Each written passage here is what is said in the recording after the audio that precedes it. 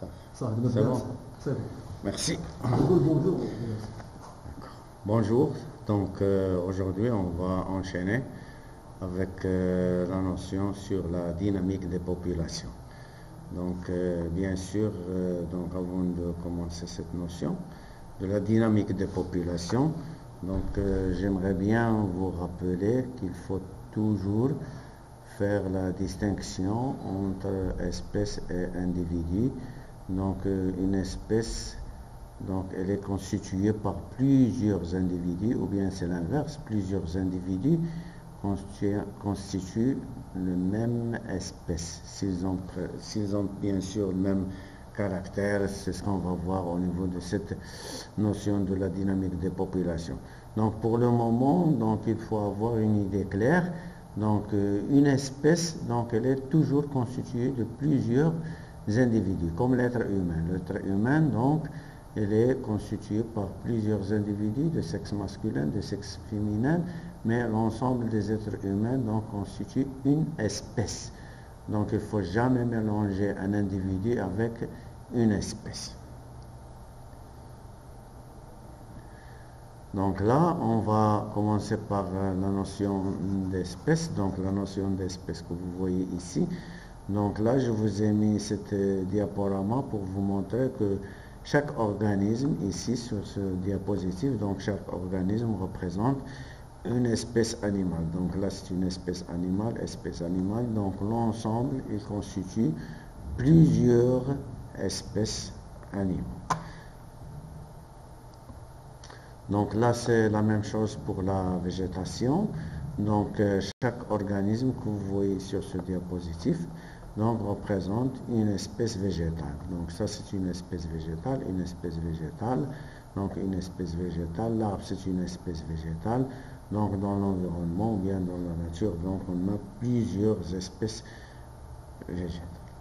Donc là maintenant, on va détailler un petit peu ce que c'est qu'une espèce. Donc une espèce, donc toujours je dis une espèce, c'est un nom féminin, il ne faut pas dire une espèce, donc la majorité des gens ils se trompent là, c'est une espèce.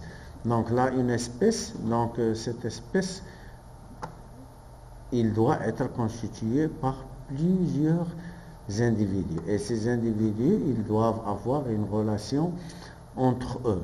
Donc la première relation entre eux, c'est l'interfécondité. Donc l'interfécondité, donc ça veut dire que les individus qui constituent la même espèce, donc ils doivent présenter une interfécondité. Ça veut dire que ces individus, donc ils se fécondent entre eux et ils donnent une descendance aussi fertile.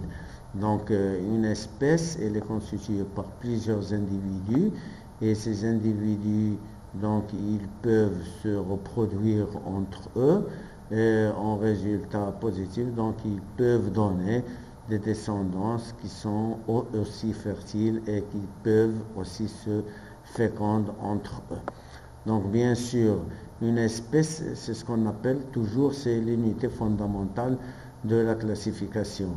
Donc vous avez vu en filière S4 donc un module sur la classification, sur la systématique. Donc bien sûr, quand on fait la classification ou bien les systématiques des espèces animales ou bien des espèces végétales, donc on fait la détermination des individus. Donc on commence toujours par l'embranchement, l'ordre, le sous-ordre, la classe, la famille, la sous-famille, la classe, la sous-classe, ainsi de suite, jusqu'à ce qu'on arrive au niveau de l'espèce. Donc l'espèce, c'est ce qu'on appelle l'unité fondamentale de la classification. Ça veut dire, pour déterminer une espèce, donc on va voir à quel embranchement elle appartient, à quel ordre elle appartient, à quelle classe, à quelle famille, à quel genre, jusqu'à ce qu'on arrive à l'espèce. Et lorsqu'on arrive à l'espèce, donc à ce moment-là, on donne le nom de l'espèce. Donc l'espèce est l'unité fondamentale de la classification, comme la monnaie, quand on parle de la monnaie marocaine. Donc le dirham, c'est l'unité monétaire de l'argent du dirham. Donc l'unité fonction fondamentale de la classification, c'est l'espèce et l'équivalent de dirham qui est l'unité fondamentale de la monnaie marocaine. Donc, je rappelle aussi que les êtres vivants ou bien les individus ou bien les êtres vivants représentant un ensemble de caractères communs constituent une espèce. Ça veut dire que l'espèce, comme on a dit, donc elle est constituée par plusieurs individus et tous ces individus-là, ils doivent avoir entre eux un ensemble de caractéristiques communes, un ensemble de caractères communs. Ces caractères que les individus de la même espèce doivent présenter sont tout d'abord la morphologie, l'anatomie, la physiologie, la biochimie et la génétique. Ça veut dire que une espèce, donc je récapitule, une espèce, elle est constituée par plusieurs individus. Donc ces individus, ils doivent avoir des caractères communs entre eux, et ces caractères sont représentés par la morphologie. Ils doivent avoir à peu près la même morphologie, la même anatomie, la même physiologie, la même biochimie, réaction biochimique à l'intérieur du corps, et ils doivent représenter le même patrimoine génétique, si vous voulez. Ça, c'est les caractères en commun. On va les voir un petit peu en détail. Par contre, les individus de la même espèce, ils doivent présenter une interfécondité entre eux. Ça veut dire qu'ils doivent se féconder entre eux. Ils doivent donner une descendance fertile. Ça veut dire une descendance qui, elle aussi, elle doit se féconder entre elles. Et c'est l'unité, bien sûr, fondamentale de la classification. Donc, bref, tous les individus qui vont constituer une espèce, donc ils doivent avoir la même morphologie. Ça veut dire, la morphologie, ça veut dire c'est la forme et la structure des organismes vivants. Ça veut dire que les individus qui présentent ou bien qui constituent la même espèce doivent avoir une structure ou bien une forme pareille. Donc il y a une ressemblance entre la morphologie. Donc la morphologie, c'est la forme et la structure des organismes vivants. Ils doivent avoir la même anatomie, ça veut dire ils doivent avoir les mêmes organes et les mêmes tissus. Donc les mêmes organes et les mêmes tissus. Quand on parle d'anatomie animale, donc ça c'est une branche qu'on étudie en médecine. Anatomie végétale, bien sûr, c'est une branche qu'on étudie en botanique ou bien quand on fait la végétation. Donc, même morphologie. Donc, il y a une ressemblance de point de vue morphologie, de point de vue forme, de point de vue structure, de tous les organismes qui constituent l'espèce, doivent avoir la même anatomie, ça veut dire les mêmes organes, les mêmes tissus. Donc, de point de vue physiologique, donc ils doivent avoir la même physiologie, de point de vue nutrition, de point de vue reproduction, de point de vue locomotion. Donc, tous ensemble doivent avoir la même chose pour constituer ce qu'on appelle une espèce. Ils doivent avoir aussi la même structure biochimique, ça veut dire les réactions biochimiques au sein de l'être vivant, donc les réactions de métabolisme basal, les réactions à l'intérieur, les réactions biochimiques et enzymatiques à l'intérieur du corps. Ils doivent avoir, l'ensemble des individus doivent avoir la même structure biochimique, ça veut dire les mêmes réactions chimiques au sein de l'être vivant, les mêmes enzymes, les mêmes réactions enzymatiques à l'intérieur du corps, les mêmes réactions métaboliques à l'intérieur du corps pour constituer une espèce. Et en plus de ça, de point de vue génétique, ils doivent avoir une transmission des caractères héréditaires entre les géniteurs et leurs descendants. Ça veut dire il y a le passage ou bien ce qu'on appelle la transmission des caractères héréditaires entre les parents et les descendants. Les géniteurs, ce sont les parents, et les descendants, ça veut dire que les descendants et les géniteurs ou bien les parents doivent avoir le même concept génétique. Donc si on a tout ça qui se représente au niveau des individus, donc tous ces individus-là, donc ils vont constituer ce qu'on appelle une espèce. Donc là, je récapitule, bien sûr. Donc une espèce non féminin est constituée par plusieurs individus, comme l'être humain. Ces individus-là, tous ensemble, doivent avoir des caractéristiques communes, ça veut dire présentent la même morphologie, la même anatomie, donc la même forme, la même structure, la même anatomie, donc même organe, même tissu, la même physiologie, la même nutrition, bien sûr la même réaction à l'intérieur du corps, la même biochimie, caractère biochimique, ça veut dire qu'ils doivent avoir les mêmes réactions biochimiques à l'intérieur du corps, les mêmes réactions du métabolisme basal à l'intérieur du corps, les mêmes enzymes, les mêmes réactions enzymatiques à l'intérieur du corps, et doivent avoir un caractère en commun qui est la génétique, ça veut dire les parents doivent transmettre les caractères génitals ou bien les caractères génétiques au niveau de leurs enfants ou bien de leur descendance pour qu'ils puissent eux aussi se féconder. Donc ça, c'est les caractères en commun pour une espèce. Et une espèce, donc, bien sûr, c'est l'unité fondamentale de la classification.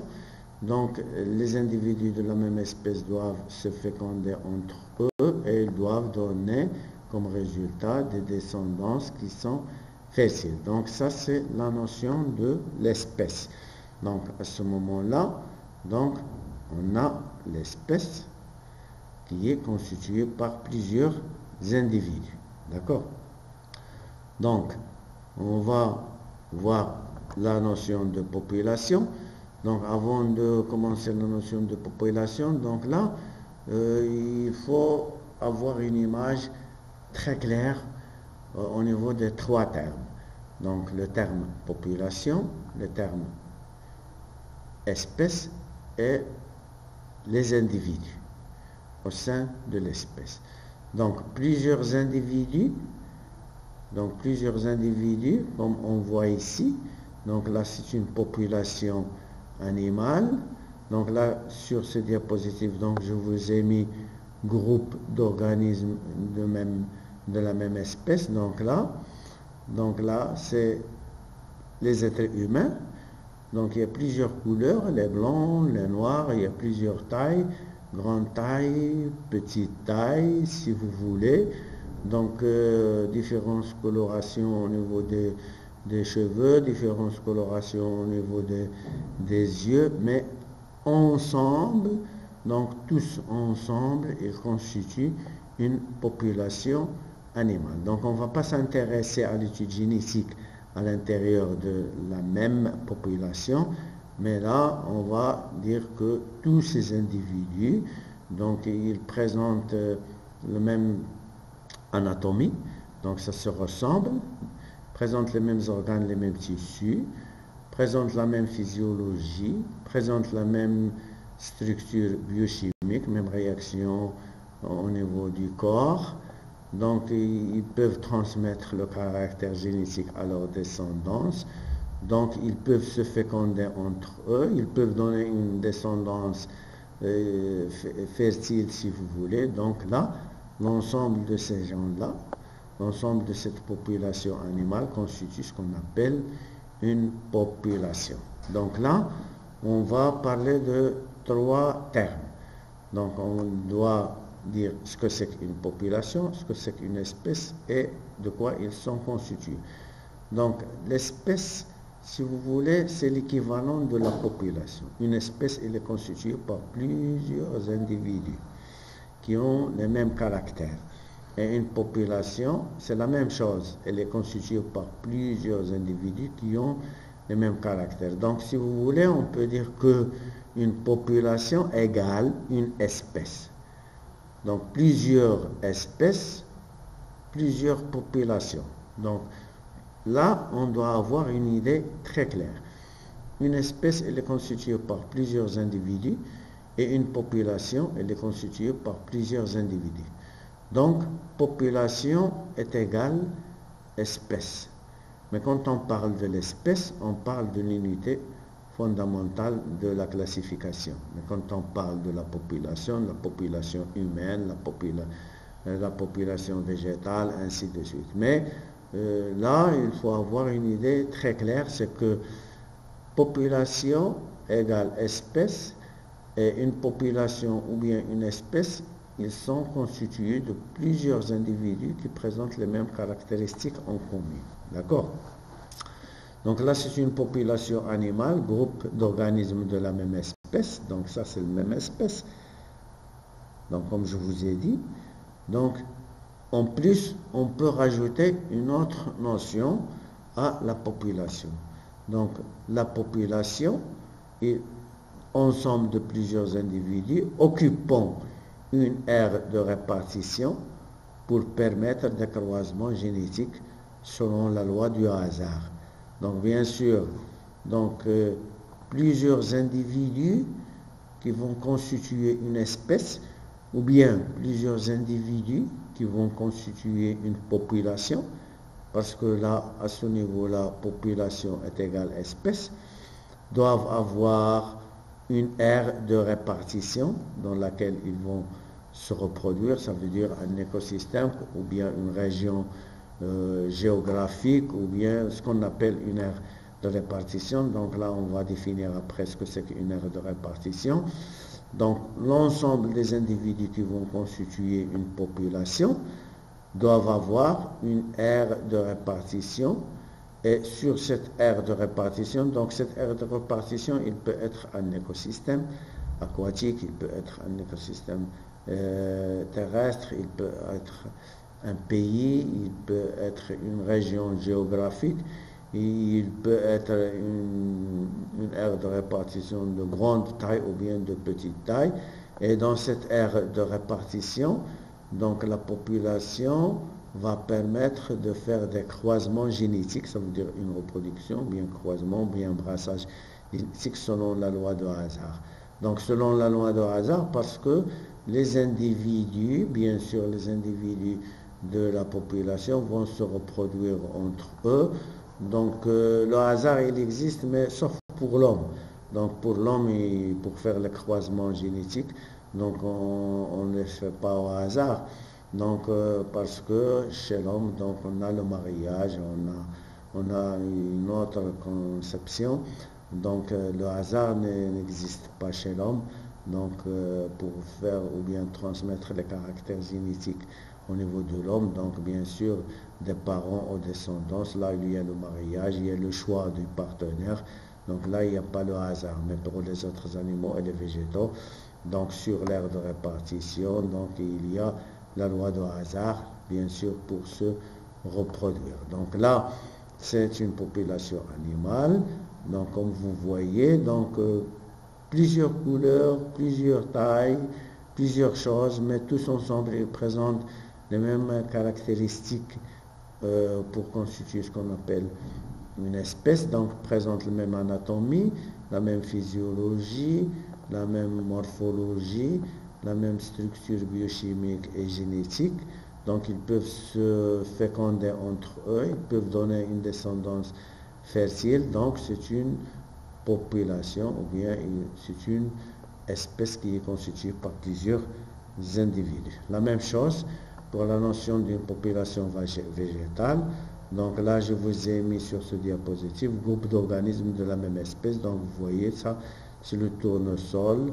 Donc il présente la même morphologie, donc une ressemblance, il présente la même anatomie, il présente la même physiologie, bien sûr les mêmes réactions biochimiques et génétiques. Donc bien sûr, donc cet ensemble de populations, il occupe une aire de répartition pour permettre des croisements génétiques selon la loi de hasard. Donc il constitue une population végétale. Donc là, c'est une population végétale qui est constituée par plusieurs individus ou bien plusieurs pieds de tournesol. Donc ça, c'est la notion de la population végétale. Donc, à ce moment-là, donc bien sûr, On doit avoir une idée très claire au niveau de notre tête. Donc, ce que c'est qu'une espèce, ce que c'est qu'une population. Et population, on peut dire que égale espèce, si vous voulez. Et l'ensemble de population ou l'ensemble d'une espèce, il est constitué par plusieurs individus. Et ces individus, ils doivent avoir des caractères en commun entre eux. Donc là, on va un petit peu parler de la dynamique, bien l'écologie des populations. Donc l'écologie des populations, donc comme je vous ai dit là à ce niveau-là, donc population, comment on peut définir une population? Donc une population, c'est l'ensemble des membres d'une espèce, c'est l'ensemble du membre d'une espèce, ça veut dire c'est l'ensemble de plusieurs individus qui vont constituer une espèce. Donc, population égale espèce. Ensemble des membres d'une espèce dans une aire donnée. Donc, une population, ça c'est un caractère qui s'ajoute pour faire la distinction entre espèce et population. Donc, espèce, ensemble de plusieurs individus qui présentent les mêmes caractères. Population, c'est l'ensemble de plusieurs individus qui présentent les mêmes caractères, mais qui vont se trouver sur une aire donnée, c'est ce qu'on appelle aire de répartition. Ils doivent présenter une aire de répartition à un moment donné. Donc à un moment donné, c'est là où il faut faire la distinction entre une espèce et une population. Donc je récapitule là. Donc une espèce, elle est constituée par plusieurs individus qui présentent les mêmes caractères en commun, et une population, c'est l'ensemble de plusieurs individus qui présentent les caractères en commun, mais en plus de ça, ils doivent occuper une aire de répartition, ça veut dire ils doivent se présenter ou bien se trouver sur une aire géographique ou bien dans un écosystème ou bien dans un territoire donné et à un moment donné. Donc si plusieurs individus présentent les mêmes caractères et se trouvent sur une aire de répartition ou bien une aire donnée d'une façon générale à un moment donné, donc l'ensemble de ces individus, ils vont constituer ce qu'on appelle une population, comme par exemple la population marocaine. Donc elle est constituée par plusieurs individus de sexe masculin, de sexe féminin, c'est les Marocains. Donc ils se trouvent dans une aire géographique qui est le Maroc à un moment donné, bien sûr en 2020, 2019, 2018. Donc la population, il peut changer de point de vue effectif d'une année à l'autre.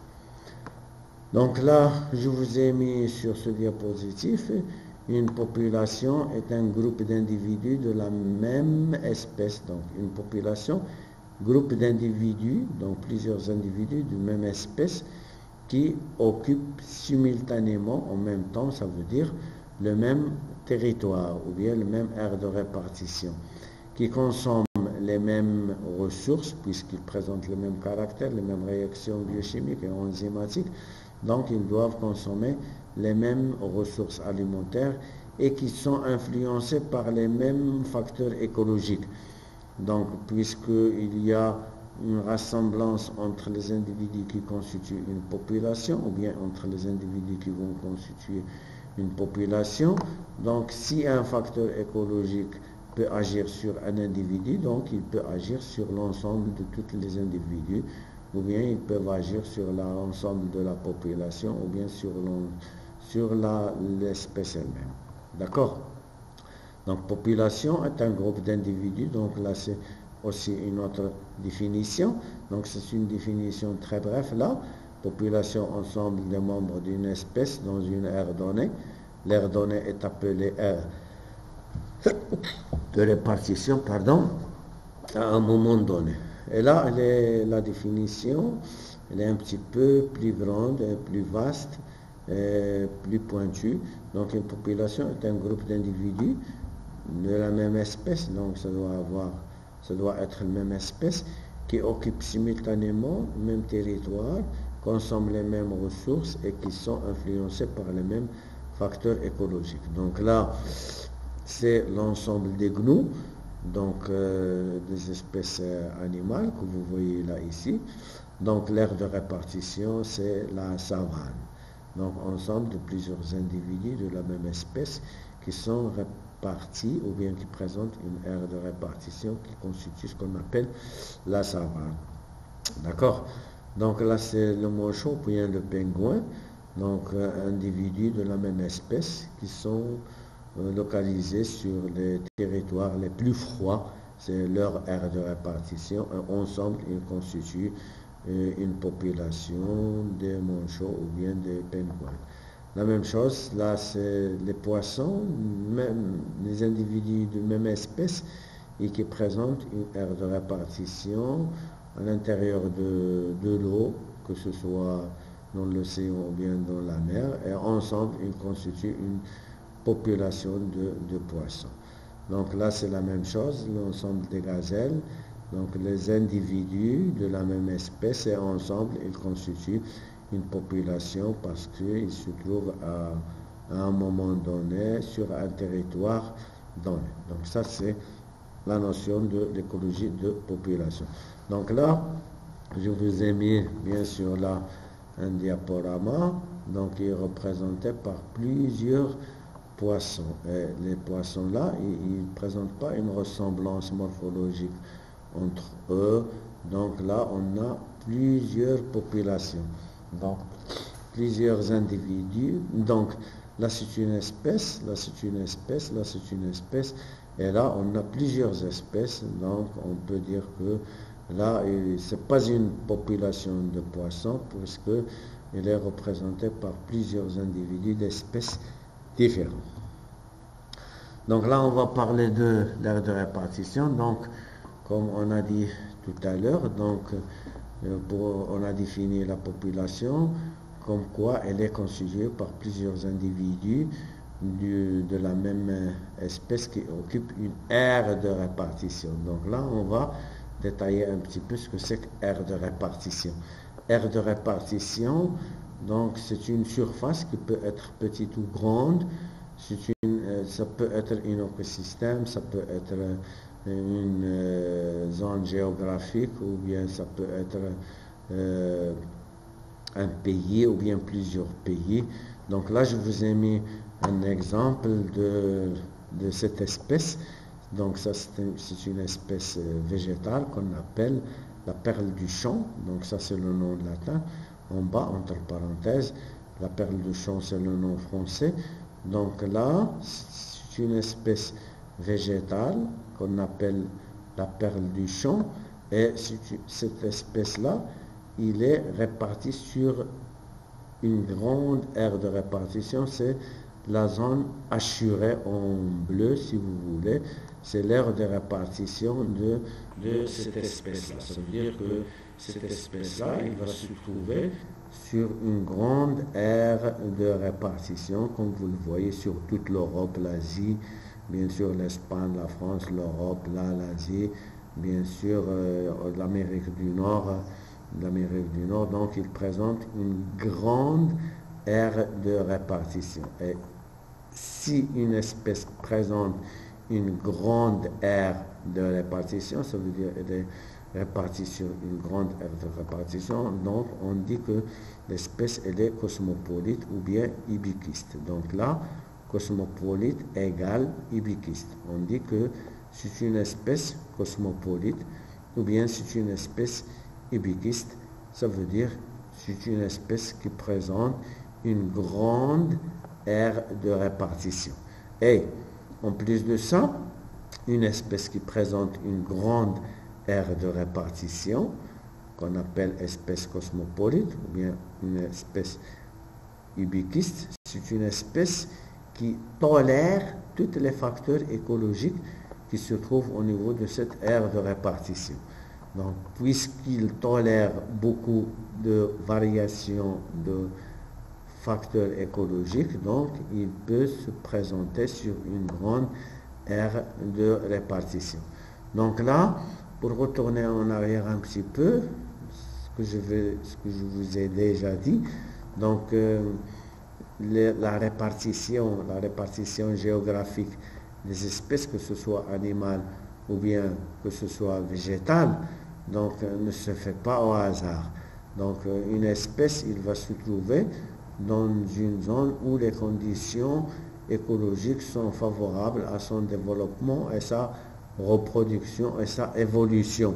Donc il ne va pas se trouver dans une localité géographique où les facteurs écologiques sont défavorables pour son développement, sa reproduction et son évolution. Donc, une espèce cosmopolite qui présente une grande aire de répartition, donc puisqu'il est représenté sur une grande aire de répartition, ainsi que les facteurs écologiques, que ce soit biotiques et abiotiques, ils changent d'une zone à l'autre.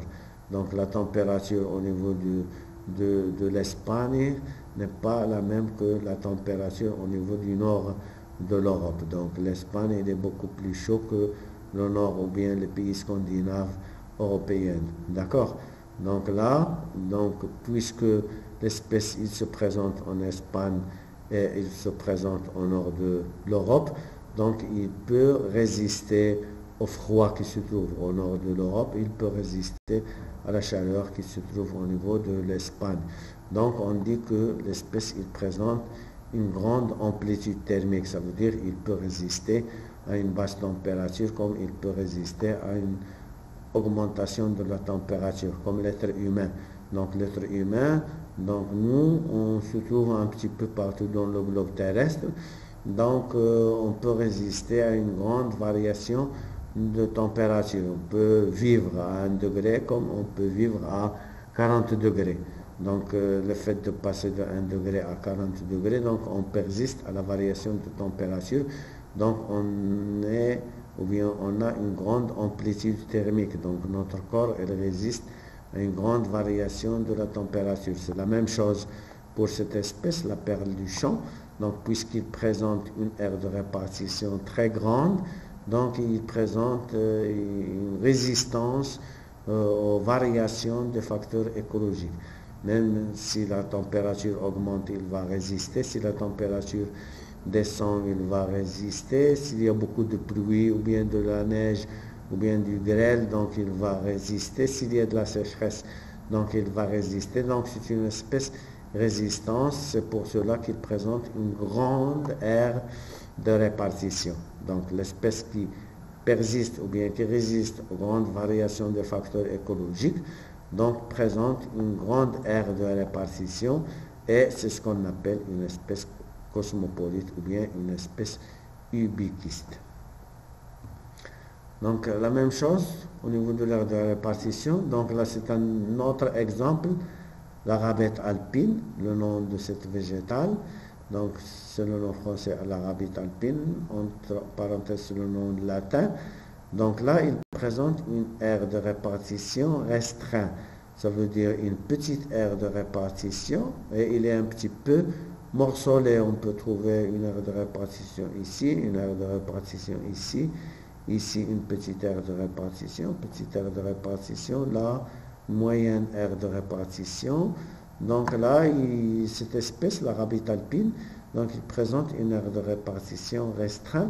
Ça veut dire là, comme vous le voyez, du point de vue géographique, la répartition de cette espèce-là, elle est un petit peu vers le nord. Ça veut dire que l'espèce-là, il aime le froid, il persiste au froid, il n'aime pas la chaleur, il ne persiste pas à la chaleur. Donc il va se trouver là où il fait très froid. Donc là, il fait très froid dans cette zone-là. Donc c'est une zone qui peut être montagnard. Donc il fait froid, donc l'espèce il peut vivre au niveau de cette aire de répartition. Là ce sont des zones qui sont un petit peu vers le nord, donc là c'est une espèce qui aime le froid, donc il va se trouver dans les zones froides.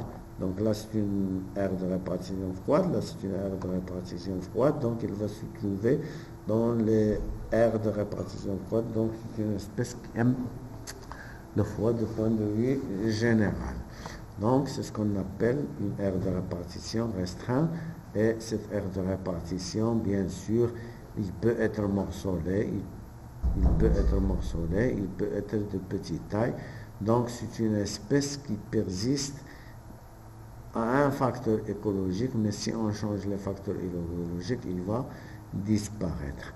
Donc c'est ça la différence entre une espèce cosmopolite et une espèce qui présente une aire de répartition restreinte ou bien petite. Bon, quand on fait la dynamique de population, donc là on va parler un petit peu de la dynamique de population. Donc la dynamique de population, si on veut faire la dynamique de population, donc il faut visionner ou bien il faut penser à trois choses. Donc tout d'abord, la première des choses, la fluctuation en nombre des populations d'animaux ou bien de végétaux. Donc la fluctuation en nombre, ça veut dire que donc si on prend une espèce, ça veut dire plusieurs individus de la même espèce, ça veut dire plusieurs individus comme par exemple l'être humain ou bien une population de poissons. Donc si on trace cet axe X, O, Y, donc là on va voir la fluctuation en nombre, ça veut dire la variation de l'effectif des individus qui constituent l'espèce. Donc ces individus, donc sur l'axe des X, là on a le temps, et sur l'axe des Y, donc là on a l'effectif ou bien le nombre des individus. Donc soit l'effectif, soit le nombre des individus, et là c'est le temps.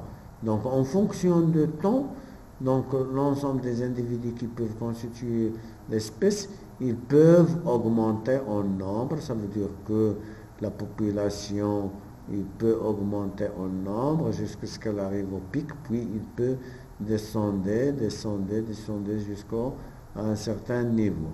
Donc là, c'est une augmentation et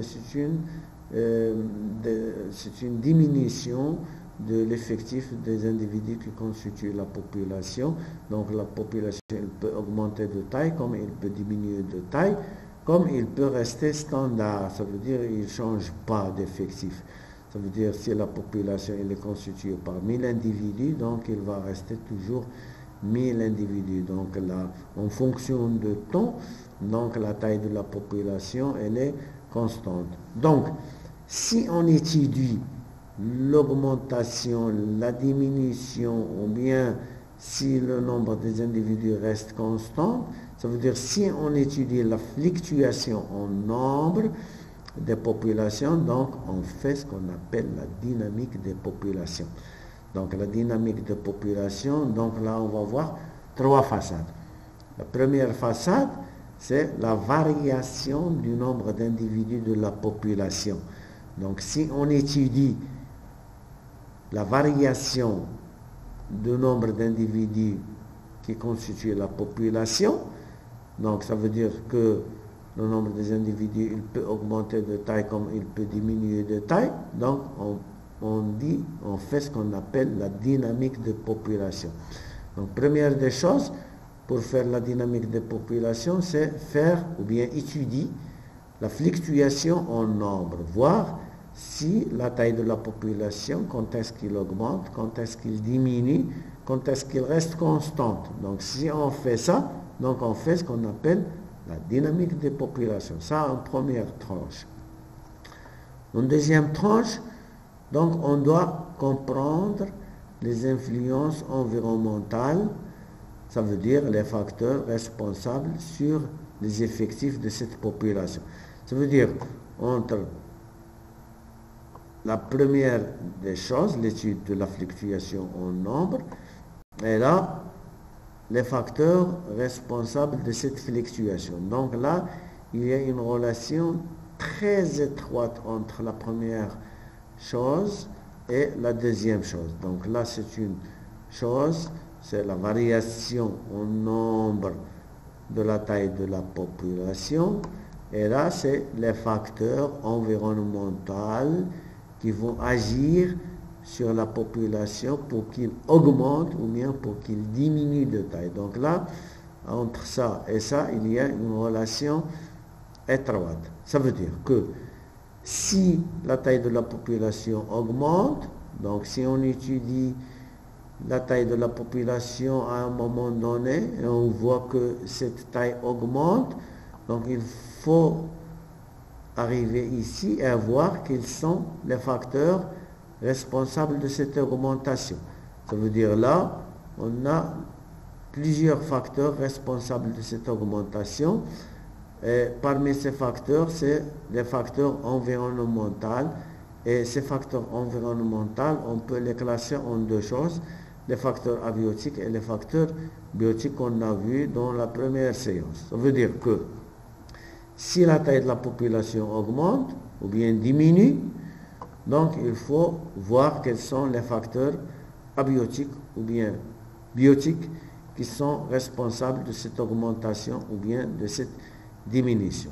Donc la dynamique de population, si vous voulez, c'est une science qui s'intéresse à l'augmentation et à la diminution du nombre d'individus de la population, et en même temps, il faut trouver pourquoi cette population a augmenté de taille ou bien pourquoi cette population a diminué de taille.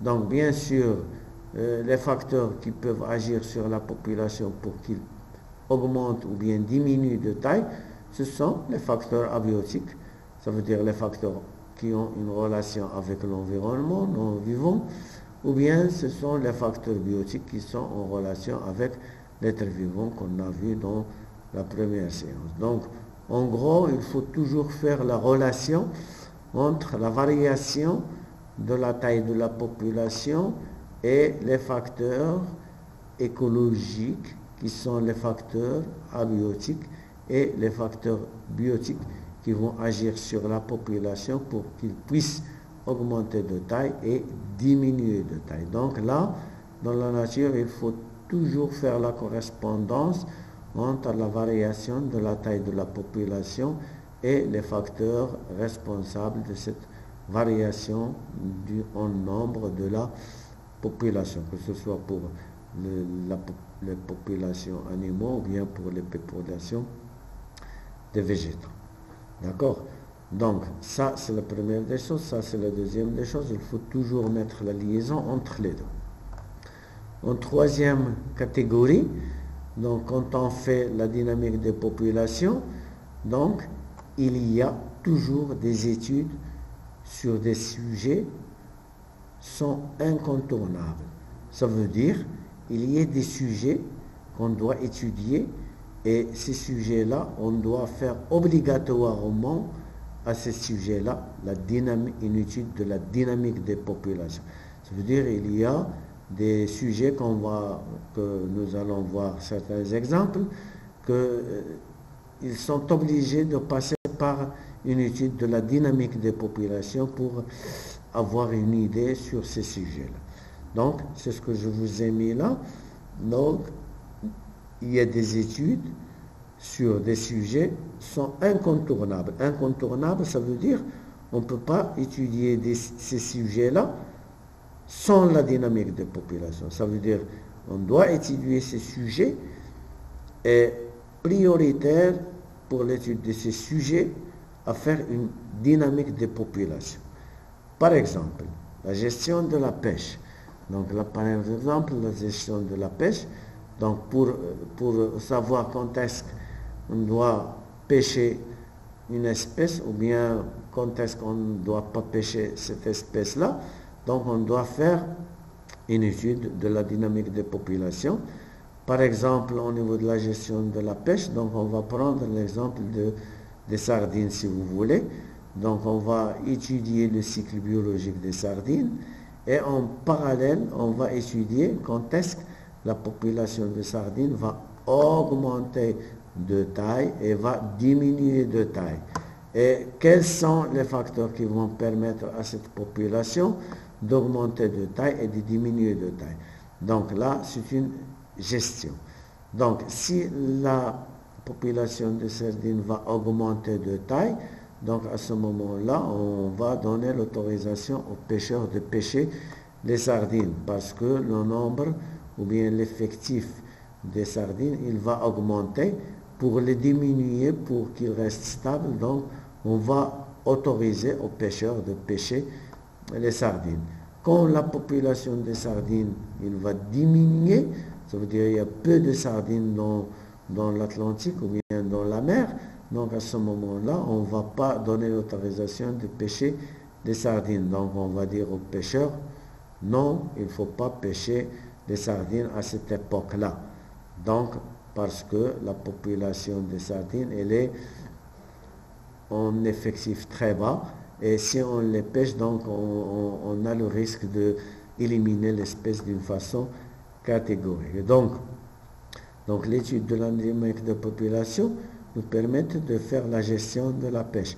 À quel moment il faut pêcher une telle ou telle espèce, à quel moment il faut donner la période de repos pour l'espèce telle.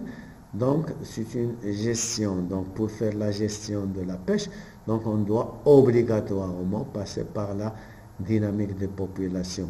Ça veut dire, si on veut savoir les différents types d'espèces de poissons, par exemple les sardines, les poissons, les merlons, ainsi de suite. Donc chaque espèce ou bien chaque population, on va faire une étude de la dynamique des populations pour savoir pour quelle population, quand est-ce qu'il est en pic du point de vue nombre d'effectifs et quand est-ce qu'il est en bas d'effectifs pour cette population. Comme ça, on peut autoriser ou bien empêcher la pêche de l'espèce. Donc ça, c'est la gestion de la pêche. Donc il y a aussi des sujets qu'on doit obligatoirement étudier la dynamique de population pour pouvoir les résoudre, comme la gestion synergétique. Donc la gestion synergétique, ça veut dire c'est la gestion de la faune sauvage qui se trouve à l'intérieur de la forêt, et cette faune-là, elle a une relation avec la chasse. Ça veut dire la gestion synergétique, c'est la gestion de la faune sauvage, c'est la gestion de la faune qui a un rapport avec la chasse. Donc là, je vous ai mis la figure de certaines espèces qu'on chasse, comme par exemple là, le canard colvert, là c'est la bécasse, la gazelle, et là c'est le porc. Le porc, ou bien ce qu'on appelle aussi le sanglier. Le sanglier, donc là c'est la faune sauvage, c'est ce qu'on appelle la faune synergétique.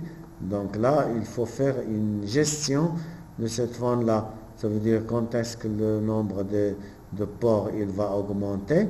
Donc à ce moment-là, il va causer des dégâts au niveau de l'agriculture des gens, des agriculteurs. Donc à ce moment-là, donc pour faire la gestion de cette faune-là, donc on va organiser la battue. Ça veut dire on va chasser ou bien on va tuer les porcs pour éliminer ou bien pour diminuer l'effectif de cette espèce-là, dans le cas où le nombre augmente et va avoir un risque sur l'agriculture. Donc là aussi, c'est une gestion synergétique qui doit passer obligatoirement par une étude dynamique de la population. Donc on doit étudier la fluctuation en nombre de ces espèces-là, en même temps voir quels sont les facteurs, donc je récapitule, quels sont les facteurs abiotiques et biotiques qui sont responsables à cette augmentation, et à ce moment-là, on peut rentrer pour faire la gestion de cette faune, pour voir quel est l'effectif, quelle est l'espèce qui présente un grand effectif, quelle est l'espèce qui présente une petite espèce et une petite effectif. Donc pour le cas des espèces qui présentent un grand effectif, donc on va permettre l'élimination ou bien la chasse de ces espèces pour faire descendre l'effectif. Et l'inverse, si l'espèce comme la bécasse par exemple présente un petit effectif, donc on ne va pas le chasser, donc on va le laisser se reproduire pour que le nombre augmente au fur et à mesure du temps. Donc là, quand on étudie aussi la dynamique de population, il y a des sujets comme l'aménagement des zones protégées. Donc l'aménagement des zones protégées pour cette espèce-là, donc ça doit passer aussi par une étude de la dynamique des populations. Donc l'aménagement des zones protégées, ça veut dire il y a des espèces qui sont sur le déclin ou bien qui sont sur l'envoi de disparition. Donc on va bien sûr avoir des zones ou bien on va choisir des zones et au niveau de ces zones-là, on doit faire pénétrer que les espèces qui sont menacées et on va les protéger. Donc on va les protéger de l'homme bien sûr et des autres espèces animales et végétales. Et là, on doit faire ce qu'on appelle l'aménagement des zones protégées. Donc les zones protégées sont des zones où il y a la multiplication des espèces qui sont menacées, que ce soit des espèces animales, des espèces végétales. Et au niveau de ces zones-là, ils sont bien contrôlés pour que ces espèces-là puissent se multiplier d'une façon naturelle, sans l'intervention de l'homme, sans l'intervention des espèces nuisibles, que ce soit animales ou bien végétales. Donc quand on étudie aussi la dynamique des populations, donc il y a des sujets comme le contrôle des populations d'animaux dites nuisibles. Donc c'est le contrôle des populations d'animaux nuisibles. Donc ce sont des études qui doivent passer obligatoirement par l'étude de la dynamique des populations. Donc, par exemple, le contrôle des populations d'animaux dits nuisibles, comme par exemple le sanglier. Donc, le sanglier, quand l'effectif des sangliers il va augmenter, donc il va devenir nuisible. Donc, à ce moment-là, donc on va demander aux chasseurs de chasser le sanglier pour diminuer l'effectif de la population des sangliers, pour qu'ils ne restent pas toujours nuisibles. La même chose pour les lapins. Il y a des lapins qui consomment la végétation des agriculteurs, et quand le nombre des lapins il va augmenter, donc ça va devenir des animaux nuisibles. Il y a aussi, donc il faut les chasser. Donc il y a aussi le contrôle des populations d'animaux nuisibles comme les pigeons, les perdrix. Donc ils consomment les graines qui sont semées par les agriculteurs à un certain moment, et si l'effectif des pigeons et des perdrix donc devient plus importante, donc ils vont consommer presque la totalité des graines semées par les agriculteurs. Donc on ne va pas avoir un bon récolte à la fin de l'été. Donc ce sont des animaux qui sont devenus nuisibles. Donc en étudiant leur dynamique, quand est-ce qu'il va augmenter, quand est-ce qu'il va diminuer. Donc à ce moment-là, on va permettre la chasse des pigeons, la chasse des perdrix pour faire diminuer l'effectif de ces animaux-là pour qu'ils ne restent pas toujours nuisibles vis-à-vis à l'homme. Donc bref, d'une façon générale, donc l'étude de la dynamique de la population, c'est, si vous voulez, donc là je vais récapituler. Donc la dynamique de population, c'est quoi? C'est l'étude de la fluctuation en nombre des populations animales ou bien végétales. En même temps, si on a cette fluctuation, de l'autre côté, il faut voir les facteurs responsables à cette fluctuation. Ça veut dire les facteurs qui vont permettre l'augmentation ou bien la diminution en nombre de ces populations. Et ces facteurs qui vont permettre ça, l'augmentation ou bien la diminution en nombre de la population, ce sont les facteurs abiotiques. Ça veut dire les facteurs environnementaux comme la température, la pluie, les vents, les précipitations, ou bien ça peut être des facteurs biotiques comme la relation entre les espèces entre eux. De l'autre côté, la dynamique de population sert à faire la gestion de plusieurs sujets. Exemple de la gestion de la pêche, la gestion cynégétique, ça veut dire la gestion de la faune sauvage, l'aménagement des zones protégées.